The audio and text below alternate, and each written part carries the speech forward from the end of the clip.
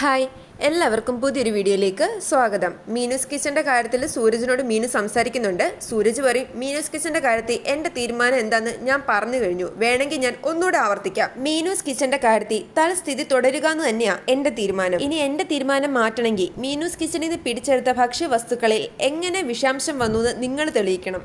അത് തെളിയിക്കാത്തടത്തോളം കാലം മീനൂസ് കിച്ചൺ അടഞ്ഞു തന്നെ കിടക്കും. മീനു പറയും, എനിക്ക് പറയാനുള്ളതും കൂടെ സാർ കേക്ക്, അല്ലാതെ സാറിന് പറയാനുള്ളത് പറഞ്ഞിട്ട് പോകുന്ന അല്ല മര്യാദ.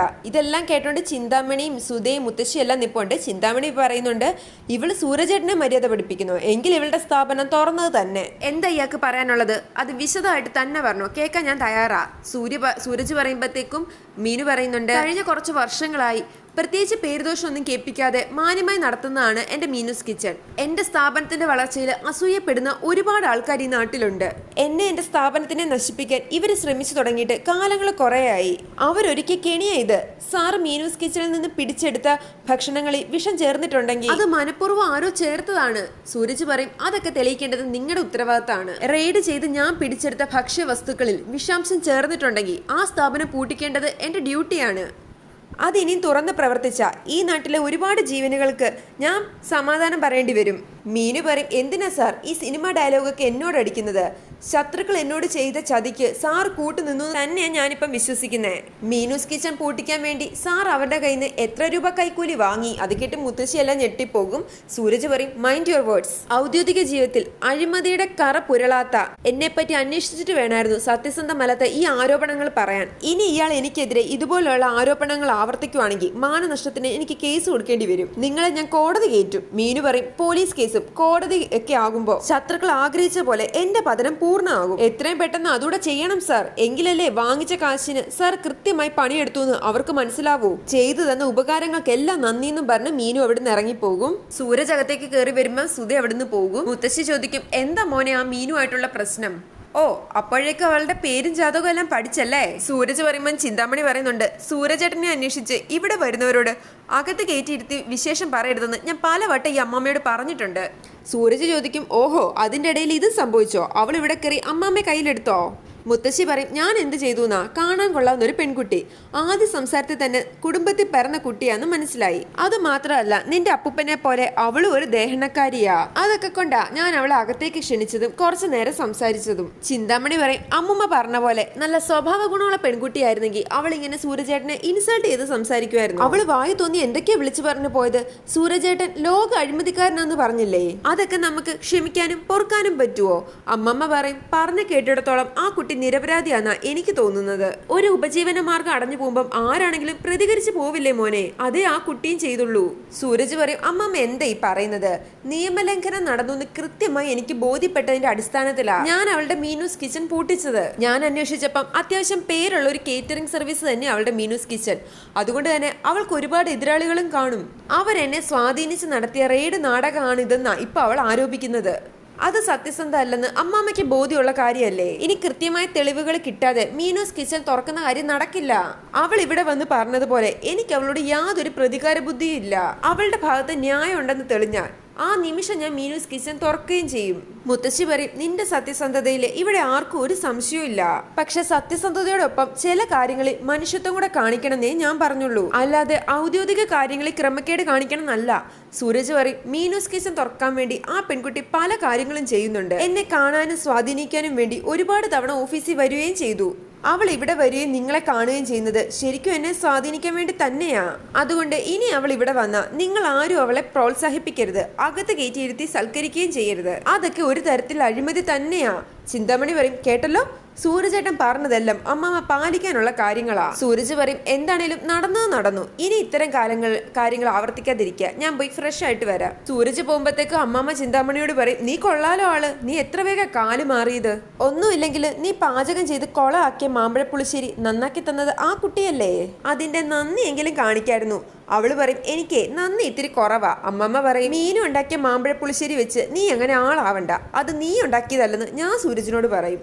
അങ്ങനെ വല്ലവരുടെയും കൈപുണ്യം വെച്ച് നീ ആളാവണ്ട. പിന്നീട് കാണിക്കുന്നത് മീനു അവളുടെ കൂട്ടുകാരിയോട് കാര്യങ്ങളെല്ലാം പറയുന്നതാണ്. അവള് പറയും കേട്ടിടത്തോളം ഈ സൂരജ് ആളത്തിരി കടുപ്പാണ്. മീനു പറയും കടുപ്പെന്നൊന്നും പറഞ്ഞാൽ പോരാ, ഒരുമാതിരി മൊരടൻ സ്വഭാവം, തീരെ മനുഷ്യപ്പറ്റില്ലാത്ത സ്വഭാവം. ഒരു 2 മിനിറ്റ് സംസാരിച്ചാൽ നമ്മൾ ജീവിതം തന്നെ വെറുത്തു പോകും. കൂട്ടുകാരി പറയും മനുഷ്യർ ഓരോ വിധത്തിലല്ലേ, പോട്ടെ, എന്താണെങ്കിലും ഒരു കാര്യം പറയാം, അയാൾ ഒരു നേരെ വാ നേരെ പോ കക്ഷിയായിട്ടാ എനിക്ക് ഫീൽ ചെയ്യുന്നത്. മീനു പറയും അങ്ങനെയുള്ളവരെ ആർക്കെങ്കിലും തെറ്റിദ്ധരിപ്പിക്കാൻ എളുപ്പാ ജ്യോതി, ഇയാളുടെ കാര്യത്തിലും അതാണ് സംഭവിച്ചത്.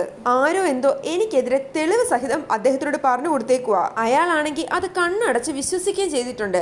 എന്ത് കാര്യത്തിനും 2 വേർഷൻ ഉണ്ടല്ലോ. ഒരാളെ എന്തെങ്കിലും പറയാൻ വരുമ്പോ മിനിമം അത് കേൾക്കാനുള്ള മനസ്സെങ്കിലും കാണിക്കണ്ടേ. അവള് പറയും നിനക്കെതിരെ അയാൾക്ക് കിട്ടിയ തെളിവുകൾ അത്രയ്ക്ക് സ്ട്രോങ് ആയതുകൊണ്ടാ അയാൾ ഇങ്ങനെ പെരുമാറുന്നത്. മീനു പറയും എന്തോ ചതിയാ നടന്നേക്കുന്നത്. ജ്യോതി പറയും അതെ, അത് പക്ഷെ നമുക്കേ അറിയൂ, കുറ്റം ആരോപിക്കുന്നവർക്ക് അങ്ങ് ആരോപിച്ചിട്ട് പോയാൽ മതി.